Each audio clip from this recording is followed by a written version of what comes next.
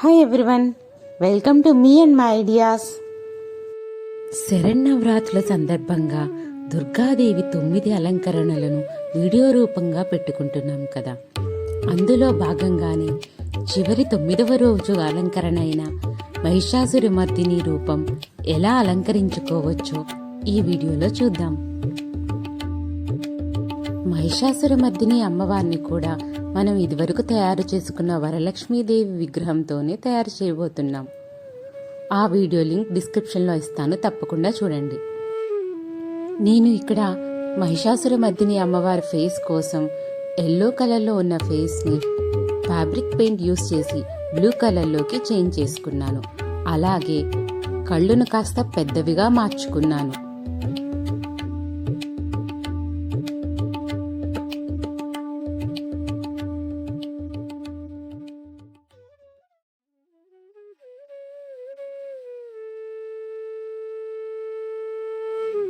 తరువాత ఒక వైట్ పేపర్ని తీసుకొని దానిలోంచి ఒక చిన్న పీస్ కట్ చేసి అమ్మవారి నాలుక షేపులో కట్ చేసి దానికి రెడ్ కలర్ పెయింట్ వేసి అమ్మవారి నోటి దగ్గర అంటించాను. దీంతో అమ్మవారి ఫేస్ కంప్లీట్గా చేంజ్ అయ్యి మహిషాసురమర్దినిలాగా కనపడతారు.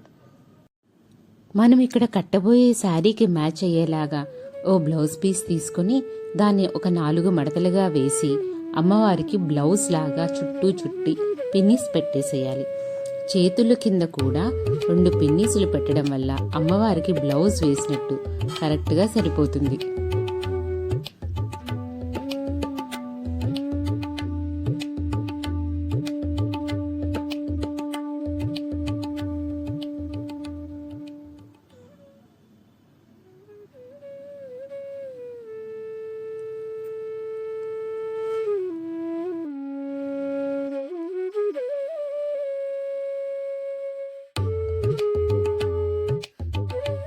వరలక్ష్మీదేవి అమ్మవారి బొమ్మకి 4 చేతులు మాత్రమే ఉండేవి.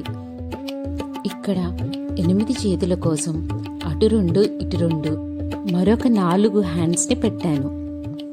అమ్మవారికి ఏదైనా డార్క్ కలర్ శారీ కడతారు. డార్క్ బ్లూస్ కానీ వైలెట్స్ కానీ బాగా సెట్ అవుతాయి. ఇక్కడ నేను వైలెట్ కలర్ శారీని తీసుకొని బ్లూగా 2 మడతలు వేసుకొని చిన్న చిన్న కుచ్చిళ్ళు పెట్టుకున్నాను. శారీ మొత్తము కుచ్చిళ్ళుగా పెట్టుకొని చివరికి 1.5 మీటర్ క్లాత్ మాత్రం పళ్ళు దగ్గర వదిలేసుకున్నాను. ఆ కుచ్చిళ్ళ పెట్టిన క్లాత్ని మొత్తం అమ్మవారి నడుం దగ్గర పెట్టి గట్టిగా తాడుతో కట్టుకోవాలి. తాడుతో కట్టుకున్న తర్వాత కుచ్చిళ్ళన్నిటినీ కొద్ది కొద్దిగా మిగిలిపోయిన 1.5 మీటర్ పళ్ళు క్లాత్ని అమ్మవారి రైట్ భుజం మీద నుంచి తీసుకొచ్చి అక్కడ పళ్ళు స్టెప్స్ పెట్టుకొని ఒక పిన్ పెట్టేసుకోవాలి. తరువాత అదే పళ్ళుని ముందు వైపు నుంచి మరొక భుజం మీదకి వెనక్కి వేసేసుకోవాలి.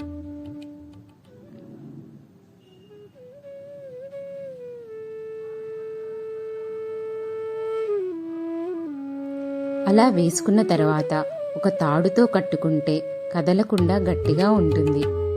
తర్వాత ఏదైనా బ్రాడ్గా ఉండే లేసు అమ్మవారి నడుముకి వడ్డానంలాగా పెట్టేస్తే సరిపోతుంది.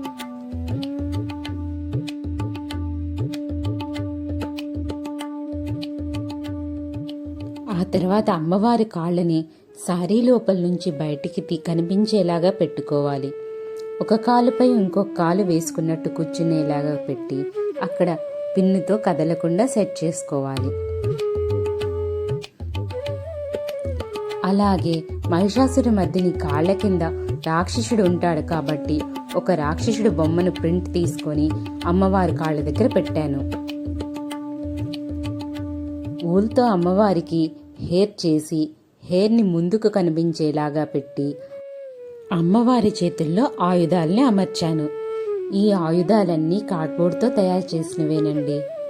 ఆ షేప్లో కార్డ్బోర్డ్ మీద డ్రా చేసి కట్ చేసుకొని గోల్డ్ కలర్ పెయింట్ వేసుకున్నాను. శూలంతో సహా మొత్తం న్యూస్ పేపరు కార్డ్బోర్డు యూస్ చేసినవేనండి.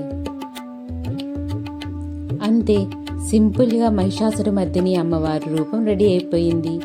అమ్మవారి వాహనంలాగా నా దగ్గర ఉన్న సింహం సాఫ్ట్ టాయ్ పెట్టేశాను అక్కడ.